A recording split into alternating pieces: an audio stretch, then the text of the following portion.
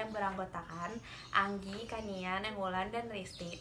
Di sini kita akan menjelaskan tentang cara kerja sel volta dan percobaan sel volta dari bahan alami. Zaman dulu mungkin kalian masih ingat ketika kita menyalakan TV. Di TV tabung zaman dulu kita menggunakan aki. Itu merupakan salah satu aplikasi dari sel volta. Sel volta digunakan untuk perambatan korosi dalam logam. Seperti pada penggunaan badan mobil yang terbuat dari besi lalu dicat. Kemudian hiasan rumah dan juga aluminium yang digunakan untuk melapisi badan sepeda. Dalam kehidupan sehari-hari, kita sudah banyak sekali menggunakan aplikasi dari materi sel volta. Contohnya yaitu penggunaan kalkulator, jam tangan, HP, dan kamera, juga sejenisnya. Dengan itu kita menggunakan batu baterai. Batu baterai ini merupakan salah satu bagian pertama dari materi sel volta. Nah, itu semua merupakan penggunaan aplikasi sel volta dalam kehidupan sehari-hari. Baterai terdiri dari terminal positif yang bernama katoda dan negatif anoda, serta elektrolit yang berfungsi sebagai penghantar listrik. Output arus listrik dari baterai adalah arus arah atau juga disebut arus DC. Pada umumnya, baterai terdiri dari dua jenis utama, yaitu ada baterai primer yang sekali pakai dan sekunder dapat digunakan berulang kali. Kita akan melihat cara kerja sel volta pada baterai. Sebelumnya, kita akan membongkar isi baterai untuk melihat apa saja bagian dari baterai. Pertama, kita akan membuka bungkus baterai menggunakan gunting.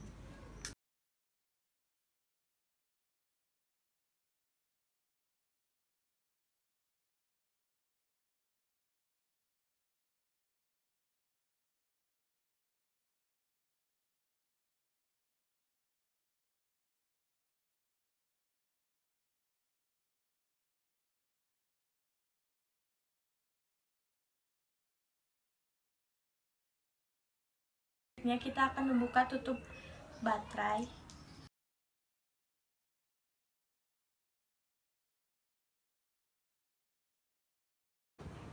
Lalu kita keluarkan isi baterai.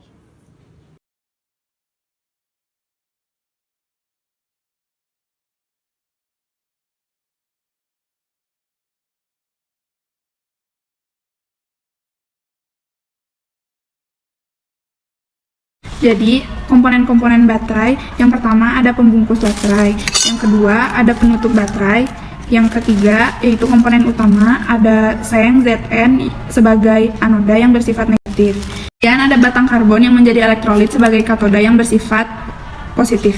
Lalu selanjutnya ada serbuk karbon sebagai pasta yang mengandung campuran amonium klorida NH4Cl, mangan 4 oksida, dan MnO2 serta sedikit air. Lalu lapisan pendukung terakhir ada kertas sebagai separator lapisan pelindung sebelum pasta. Nah, selanjutnya ada penjelasan mengenai cara kerja pada baterai yang membuktikan bahwa baterai merupakan salah satu pengaplikasian dari sel volta. Jadi, anoda ini tersusun atas bahan seng atau Zn yang akan bergerak menuju elektrolit atau katodanya, sehingga menjadikan Zn itu bermuatan 2+ atau Zn2+ karena dia melepaskan 2 elektron. Elektron ini mengalir dari anoda menuju katoda, sehingga menyebabkan arus listrik mengalir dari katoda menuju anoda. Nah, melibatkan reaksi yang ada di katoda yaitu 2 molekul MnO2 dan 2 molekul NH4Cl. Lalu reaksi yang terjadi adalah 2 MnO2 berubah menjadi Mn2O3 ditambah oksigen yang bermuatan negatif 2. Lalu 2 NH4Cl berubah menjadi 2 NH3, 2 Cl- ditambah 2H+.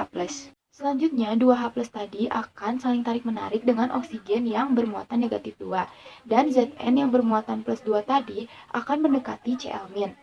Selanjutnya, oksigen yang bermuatan negatif 2 tadi yang sudah tarik-menarik dengan 2 ion H+ akan bergabung membentuk H2O atau air. Kemudian Zn2+ dengan 2 ion Cl- dan 2 molekul NH3 akan bergabung menjadi molekul kompleks. Reaksi akan terus-menerus berlangsung seperti itu hingga nanti baterai itu akan lama-kelamaan mengandung banyak H2O atau air. Seperti yang kita tahu, jika baterai itu sudah habis masa fungsinya atau sudah tidak berfungsi lagi, jika kita bongkar pada ujung batang karbon, pada ujung ini, biasanya nanti akan terdapat cairan hitam yang menandakan bahwa baterai itu sudah habis. Terbukti bahwa baterai tersebut sudah mengandung banyak H2O atau air. Dan pada NH4Cl akan menjadi 2 ion Cl- dan 2 molekul NH3 serta H2O. Dan pada MnO2 akan menjadi MnO3. Maka semakin berkurang potensial reduksi antara anoda dan katoda, maka kondisi baterai pun akan semakin melemah sehingga tidak dapat berfungsi lagi. Nah, sebelumnya pada cara kerja pada baterai terjadi reaksi pada anoda yaitu Zn berubah menjadi Zn2+ ditambah 2 elektron. Karena anoda maka dia mengalami oksidasi dan melepaskan elektron di sebelah kanan sebanyak 2 elektron.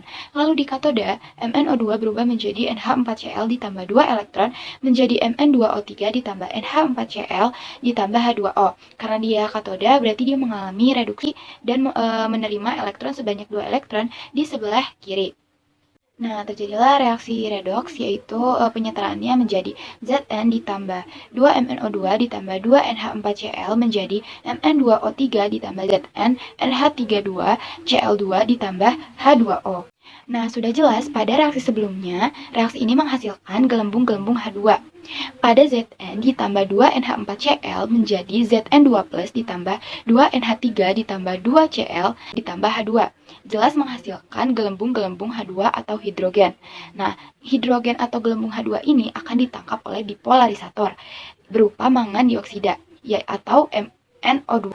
Jadi nanti H2-nya akan bereaksi dengan MnO2 menjadi reaksi H2 ditambah 2MnO2 menjadi Mn2O3 ditambah H2O. Nah, dengan begitu tidak akan terjadi polarisasi gas hidrogen yang mengganggu jalan masuknya arus listrik. Yang dimaksud polarisasi itu sendiri adalah penyumbatan yang dilakukan oleh reaksi kimia yang dapat mengganggu jalannya arus listrik. Nah, jadi pada reaksi sebelumnya kan menghasilkan gelembung hidrogen. Itu kan akan terjadi secara terus-menerus. Maka nanti jika tidak ditangkap oleh dipolarisator, maka akan terjadi penggumpalan atau penumpukan pada ujung elektroda atau kutub positif tersebut sehingga menghalangi atau menyumbat masuknya jalan untuk arus listrik sehingga tidak dapat menghasilkan arus listrik. Maka diperlukanlah dipolarisator atau bahan yang dapat menghilangkan polarisasi gas hidrogen. Dengan adanya bahan tersebut pada baterai menyebabkan arus listrik pada baterai lebih lama.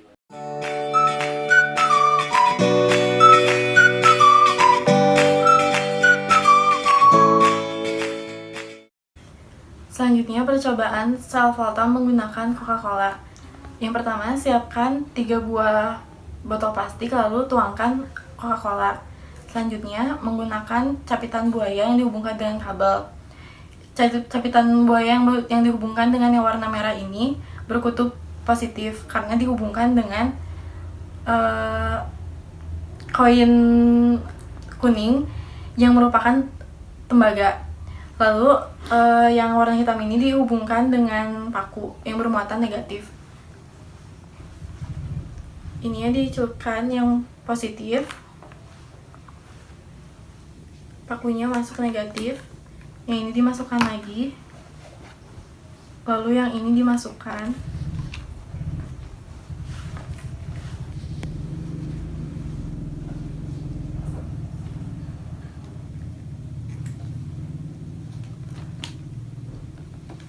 yang ini dimasukkan, pakunya dimasukkan ke sini, koinnya ke sini, lalu ini ke sini.